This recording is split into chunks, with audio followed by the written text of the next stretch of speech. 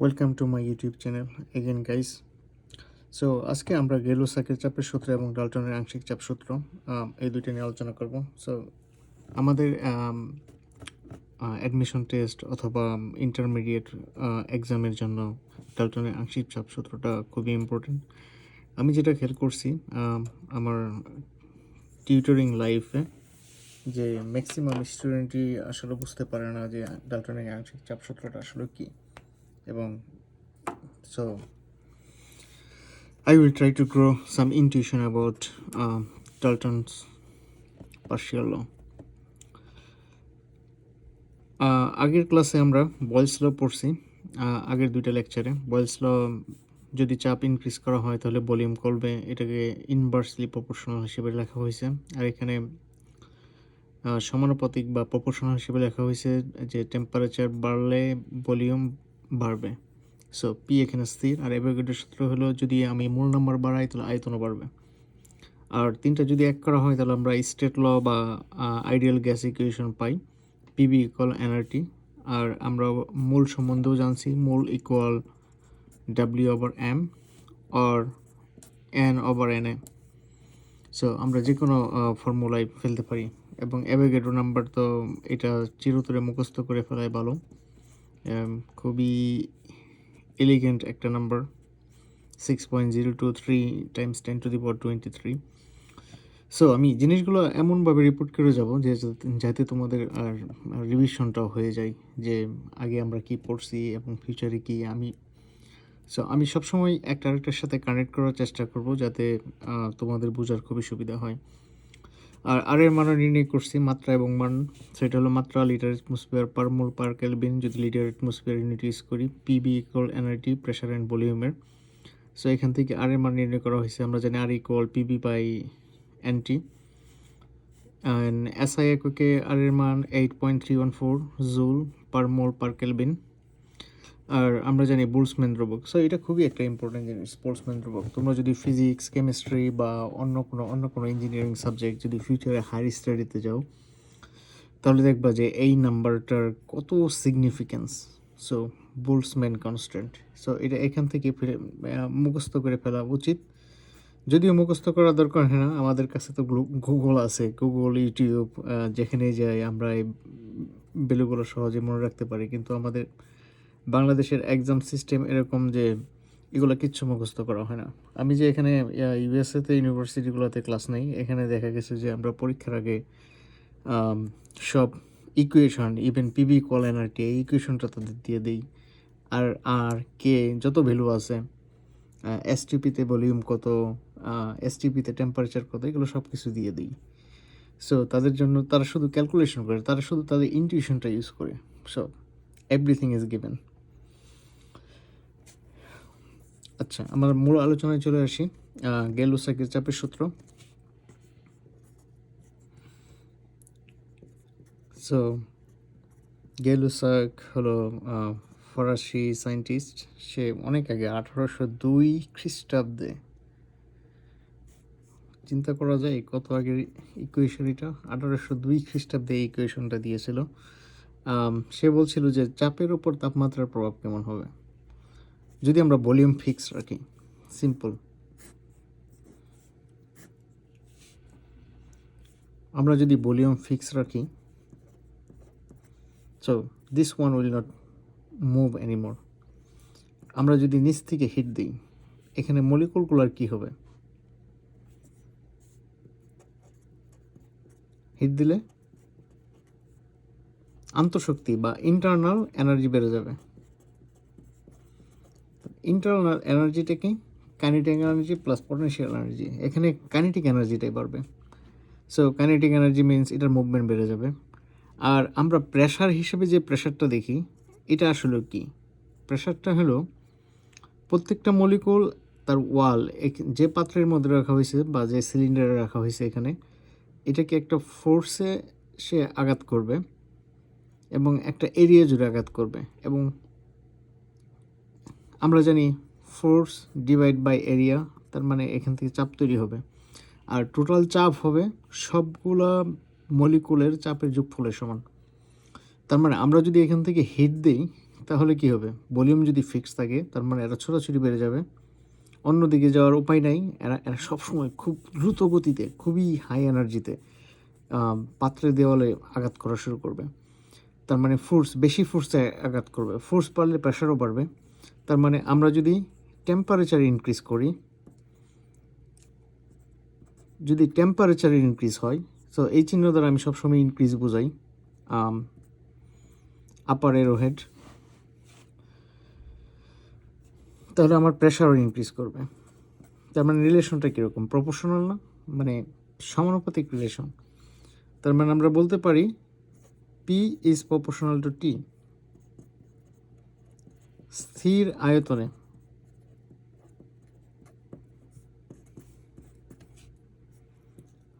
P equal K T, P by T equal K. যাক, এখানে এসে আমরা চাপ সম্বন্ধে একটা নতুন কনসেপ্ট শিখলাম, যে এখানে কিভাবে চাপ ক্রিয়েট হয়। যে চাপ ক্রিয়েট হওয়ার কারণটা হলো ফোর্স, রাইট? সো প্রত্যেকটা মলিকুল এসে তার ওয়ালকে, পাত্রের ওয়ালকে অ্যাটাক করবে। এই একটা ফোর্স অ্যাটাক করবে।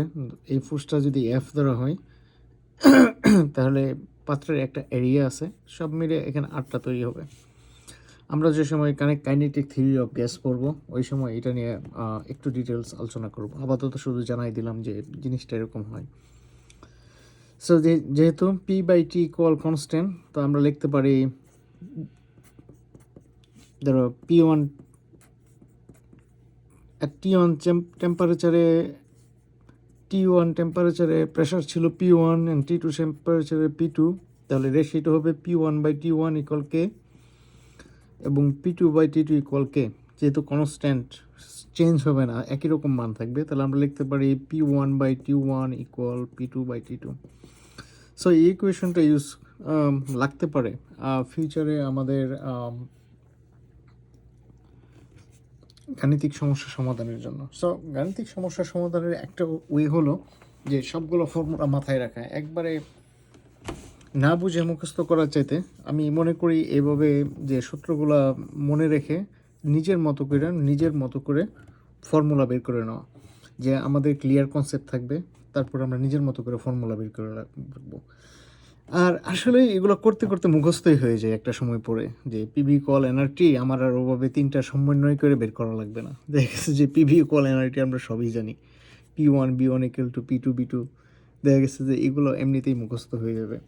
সো ইন্টারমিডিয়েটের সাকসেসের বা অ্যাডমিশন টেস্টের সাকসেসের মূল উপায় হলো যে কেমিস্ট্রি বইটা অ্যাটলিস্ট 5 থেকে 6 বার রিভিশন দেওয়া। সো প্রথমবার পুরো বইটা পড়তে প্রায় 1 ইয়ার লাগে। সেকেন্ড টাইম যে সময় আমরা বইটা পড়ি 1 মাস লাগে। থার্ড টাইম যে সময় বইটা রিভিশন দিতে যাব ওই সময় আমাদের লাগবে 10 দিন। আর ফোর্থ টাইম যে সময় যাব ওই সময় আমরা 2 দিনে রিভিশন দিয়ে শেষ করে ফেলতে পারবো। তার মানে ফিফথ টাইমে গিয়ে আমরা 1 মাসের মধ্যে সবগুলো বই রিভিশন দিয়ে শেষ করে ফেলতে পারবো। এটাই হলো মেনলি প্রসেসটা, কারণ আমাদের মাথার ভিতর সব কিছু ঢুকাই ফেলতে হবে যে এই জিনিসগুলো আমরা জানি। সো এটাই হলো গেলুসাকের চাপের সূত্র। খুবই সিম্পল, খুবই ইজি, এবং এটা প্রায় বয়েল চার্লস লয়ের মতো প্যাটার্নই পড়ছে। শুধু আমাদের ডেফিনেশনটা জানা লাগবে যে প্রেশারের সাথে টেম্পারেচারের যে রিলেশন, এটা গেলুসাকের চাপের সূত্র দিয়ে এক্সপ্রেস করা হয়। ওকে, তারপর আমরা চলে যাব ডাল্টনের আংশিক চাপ সূত্র, ডাল্টনস পার্শিয়াল প্রেশার ল।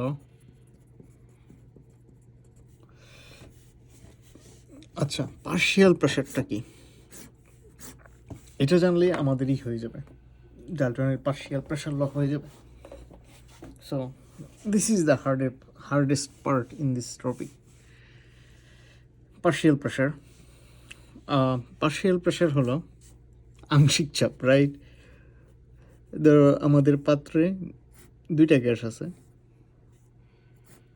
ধরলাম অক্সিজেন এবং CO2 ফর এক্সাম্পল। তারা একজন আরেকজনের সাথে রিয়াকশন করবে না, বা অক্সিজেন এবং নাইট্রোজেন। সো এরকম কোনো গ্যাস আমাদের পাত্রে রাখতে হবে। সো অক্সিজেনকে এটা দিয়ে আর নাইট্রোজেনকে এটা দিয়ে এক্সপ্রেস করতেছি।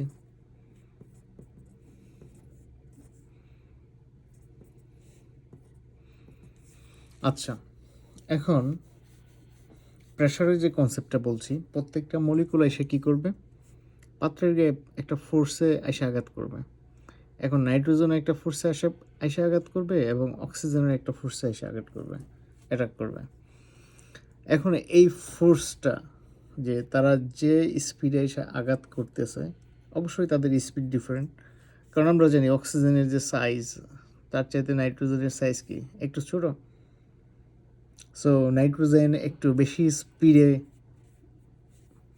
মানে তার মুভমেন্টটা একটু বেশি। তার মানে কি, আমি যদি অক্সিজেনের যে আঘাতটা করবে এটারও যদি FO2 ধরলাম, FO2 ফোর্সে অক্সিজেন আঘাত করবে এবং FN2 ফোর্সে নাইট্রোজেন আঘাত করবে। তার মানে তাদের প্রেশারও ভিন্ন হবে। তার মানে অক্সিজেনের প্রেশার হবে PO2 অ্যান্ড নাইট্রোজেনের প্রেশার হবে PN2। খুব ইন্টারেস্টিং, রাইট? সো এটা হলো পার্শিয়াল প্রেশার, যে তারা ইন্ডিভিজুয়ালি যে প্রেশারটা দেয়। যেমন নাইট্রোজেন আর অক্সিজেন যদি আমরা কনসিডার করি, অক্সিজেন যে প্রেশারটা দিচ্ছে আর নাইট্রোজেন যে প্রেশারটা দিচ্ছে ওটা হলো আংশিক চাপ। যে একটা পাত্রের মধ্যে যদি বিক্রিয়াবিহীন গ্যাস থাকে, বিক্রিয়াবিহীন মানে তারা নিজেদের সাথে রিয়াকশন করবে না, তাহলে ওখানে যে আর টোটাল প্রেশারটা কীরকম হবে, আমি যদি পি টোটাল হিসেবে ধরি, তাহলে অবশ্যই আগেই তো বলা হয়েছে, আগের পার্টি ডিসকাস করছি যে টোটাল প্রেশার হবে সবগুলোর যোগফলের সমান। তার মানে আমার অক্সিজেনের প্রেশার এবং নাইট্রোজেনের প্রেশার।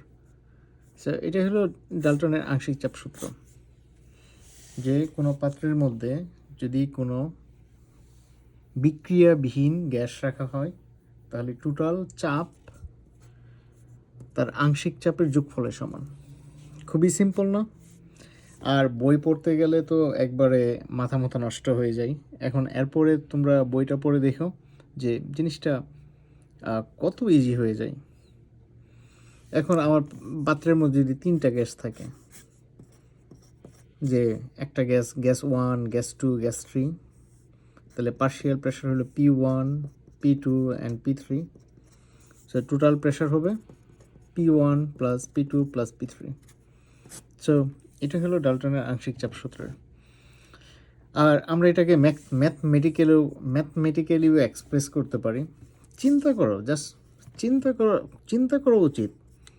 আমি একটা পাত্রের মধ্যে, রাইট, এখানে একটা পাত্র আছে, আমি এখানে 3টা গ্যাস রাখছি, 3 ধরনের গ্যাস রাখছি, গ্যাস 1, গ্যাস 2, গ্যাস 3। 1 নম্বর গ্যাস, আর পাত্রের আয়তন ছিল B, তাপমাত্রা ছিল T, তাহলে আমার P1B ইকুয়াল, এটা হবে N1RT। N1 হলো কত মোল 1 নাম্বার গ্যাসটা এখানে আছে। কারণ আমি যদি 1 নাম্বার গ্যাসেরটা বের করতে চাই, আমি কি 2 নম্বর গ্যাসের মোলটাকে আমি ইউজ করতে পারবো? অবশ্যই না। তার মানে আমার এখানে জানতে হবে যে 1 নাম্বার গ্যাস আছে N1 মোল, 2 নম্বর গ্যাস আছে N2 mole, and 3 number gas আছে N3 মোল। সে চাপ প্রয়োগ করবে P3, সে চাপ প্রয়োগ করবে P2, সে চাপ প্রয়োগ করবে P1। তার মানে আমরা লিখতে পারি P1B ইকুয়াল N1RT, রাইট? আমরা সময় খুব দ্রুত চলে যাচ্ছে। P2B equal N2RT and P3B equal N3RT। আচ্ছা, এখান থেকে তো সবগুলো অ্যাড করে দিতে পারি না? P1B plus P2B plus P3B, তোমরা যেভাবে অ্যাড করো, N1RT plus N2RT plus N3RT। যদি এখানে B কমন নেই, আমার থাকবে P1 plus P2 plus P3। So partial প্রেশারগুলোর যোগফল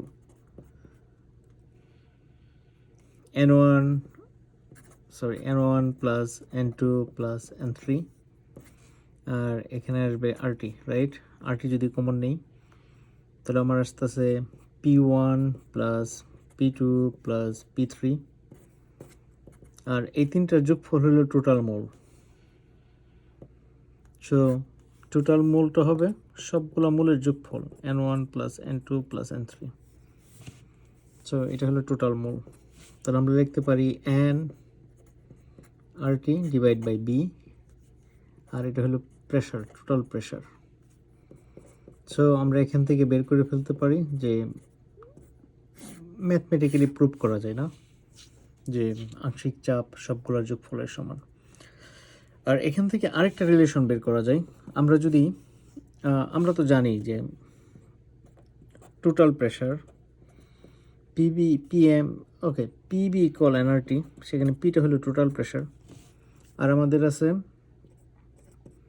P1B ইকুয়াল N1 RT। এটাকে এটা দিয়ে যদি ভাগ করি, P1B by PB N1 RT divide by NRT। So RT RT cancel হয়ে যাবে, BB ক্যান্সেল হয়ে যাবে, তো আমাদের থাকবে P বাই P এবং N1 বাই N। এটাকে বলা হয় মোল ফ্র্যাকশন। যেমন আমরা 3 জন লোক আছি, একজনে দিলাম 10 টাকা, আরেকজনে দিলাম 50 টাকা, আরেকজনে দিলাম 40 টাকা, সব মিলে আমাদের কত টাকা হলো? 100। কত ফ্র্যাকশন আমি দিছি? 10, 100/10, দেখছো? Fraction, just fraction. So 1 number কেসের কন্ট্রিবিউশন ছিল N1 অ্যান্ড টোটাল হলো N। তার মানে এটা যদি ফ্র্যাকশন, এটা হলো একটা ফ্র্যাকশন, রাইট? যেহেতু এটা মূলের ফ্র্যাকশন, এই জন্য এটাকে মূল ফ্র্যাকশন বলা হয় বা মূল ভগ্নাংশ। এটা নিয়ে কোনো ওরি হওয়ার জিনিস নাই, জাস্ট একটা ম্যাথমেটিক্যাল টার্ম বাংলায় করা। তার মানে আমরা যদি মূল ভগ্নাংশ জানি, মূল ভগ্নাংশ আমরা তো মূল বের করতে পারি, তাহলে তো মূল ভগ্নাংশ বের করার কোনো বিষয় না। এর সাথে যদি টোটাল চাপ গুণ দিই তাহলে আমাদের এই রিলেশনটা চলে আসবে। সো এটা একটা জিনিস। আর আরেকটা ইম্পর্টেন্ট জিনিস ডাল্টনের চাপ সূত্রের মধ্যে যেটা আসে, বিশেষ করে ম্যাথমেটিক্যাল প্রবলেম হিসেবে, যেমন ধরো আমার একটা গ্যাস আছে, এই পাত্রে চাপ ছিল ধরো P1 এবং পাত্রের আয়তন হলো B1, আর এখানে আমার N1 মোল গ্যাস আছে, থাকুক আর না থাকুক এটা কোনো ম্যাটার করে না। এখন এখানে আরেকটা পাত্রে গ্যাস ছিল, এখানে ছিল প্রেশার ছিল P2 এবং এটার আয়তন হলো B2। আচ্ছা, যদি আমরা দুইটা এক করে দিই, তাহলে গ্যাস দুটো কি মিক্স হওয়া শুরু করবে, এবং তারা যদি নিজেদের মধ্যে বিক্রিয়া না করে তাহলে কি হবে? এখন ভলিউম কত, নিউ ভলিউম কত, আর প্রিভিয়াস ভলিউম কত ছিল? 1 নাম্বার গ্যাসের প্রিভিয়াস ভলিউম ছিল B1, নিউ ভলিউম হয়ে গেছে B1 প্লাস B2, কারণ যেহেতু দুইটা এক হয়ে গেছে, দুইটা যোগ হয়ে গেছে। তাহলে নতুন প্রেশার ক্রিয়েট করবে,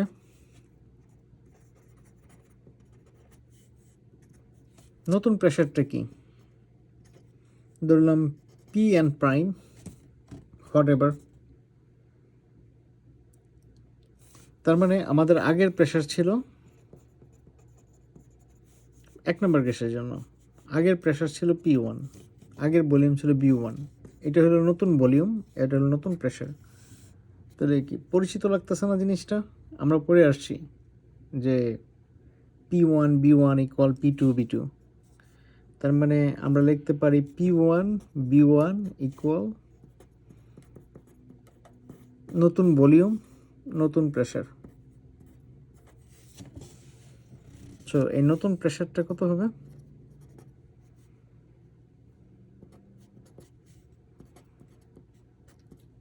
sorry, P1 B1 by B1 plus B2। So এগুলো জাস্ট একটা নাম্বার হিসেবে আসতে পারে। যেমন ধরো এটা হলো 1 লিটার, এটা হলো 2 লিটার, তার মানে আমার B1 হবে 1 অ্যান্ড B2 হবে 2, নিচে 3 1/3 আসতেছে। এটাও একটা ভলিউম ফ্র্যাকশন আর কি, ভলিউম ফ্র্যাকশন হয়ে যাচ্ছে। সিমিলারলি সেকেন্ড গ্যাসের ক্ষেত্রে ধরলাম, তাহলে পার্শিয়াল প্রেশার কত হবে? P N double prime times B1 plus B2 new volume, so new pressure, আর এটা হলো কি নিউ ভলিউম। এখানে কিন্তু একটা জিনিস বাদ দিয়ে দিলে কিন্তু টোটাল জিনিসটা না বোঝার মতো হয়ে যাবে। আমি চাই যে সবাই মনোযোগ দেওয়ার জন্য। এবং আগের প্রেশার ছিল P2 B2, so this is previous for second gas. So এখানে যে গ্যাসটা ছিল এটা হলো 1 নম্বর গ্যাস, এটা হলো 2 নম্বর গ্যাস।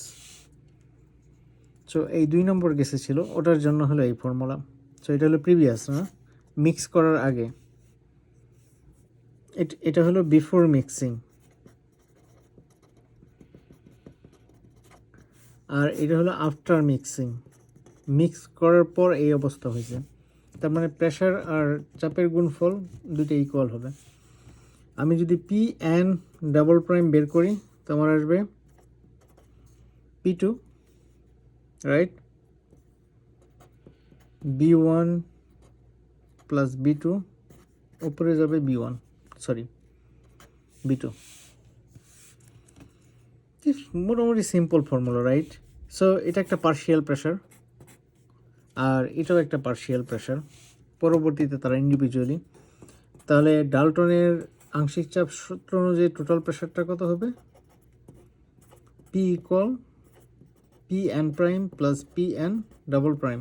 কারণ আমরা তো সূত্রতে জানিয়ে আসছি, একটু আগে আলোচনা করলাম যে টোটাল প্রেশার হবে দুইটার আংশিক চাপের যোগফলের সমান। সো এই দুইটা হলো যোগফল। আর এই ফর্মুলাটা যদি ইউজ করি তাহলে আমাদের আসতেছে P1 B1 divide by B1 plus B2, P2 B2 B1 plus B2। So এই দুইটা লসাগু হলো সেম, B1 প্লাস B2। এটা দিয়ে এটার ভাগ দিলে থাকে 1 দিয়ে গুণ করলে থাকে P1 B1 plus P2 B2। Simple equation, right? তার মানে এই সূত্র ইউজ করে আমরা ইন্ডিভিজুয়ালি বের করে করে অ্যাড করে দিতে পারি। সো এগুলোর ম্যাথমেটিক্যাল প্রবলেম যে সময় আলোচনা করব এই সময় এই জিনিসগুলো আবার আলোচনা করব। সো এটা নিয়ে এত ওয়ারি হওয়ার কিছু নেই। সো এটা হলো ডাল্টনের আংশিক চাপ সূত্র। ডাল্টনের আংশিক চাপ সূত্র যোগ করে অনেক কিছু করা যায়, যেমন ফর এক্সাম্পল যে আমি বাষ্পচাপ বের করব। যদি এখানে ওয়াটার থাকে তাহলে ওয়াটার কি আস্তে আস্তে বাষ্পীভূত হবে, তাহলে এখানে কি আমার এয়ার প্লাস ওয়াটার ব্যাপার দুটোর চাপ থাকবে, তার মানে দুইটা চাপের যোগফল হবে total pressure, say 1 atmosphere or something. So এখান থেকে যে কোনো একটা বের করা যায় ডাল্টনের আংশিক। সো গাণিতিক প্রবলেমগুলো দেখলেই হবে। So we are out of time. Thank you watching this video, and ফিউচারে আমরা কাইনেটিক থিওরি অফ গ্যাসে চলে যাব। সো আজকে আমরা গেলুসাকের চাপের সূত্র, যে তাপমাত্রা বাড়ালে চাপ বাড়বে, এবং আংশিক চাপের সূত্র, যে আংশিক চাপের যোগফল টোটাল চাপের সমান। সো আশা করি ভিডিও দেখার পর সবাই বইটা জাস্ট একবার রিডিং পড়ে নেবেন। যদি কোনো জায়গায় বুঝতে অসুবিধা হয় রিডিং পড়ার সময়, ভিডিওটা আবার দেখার জন্য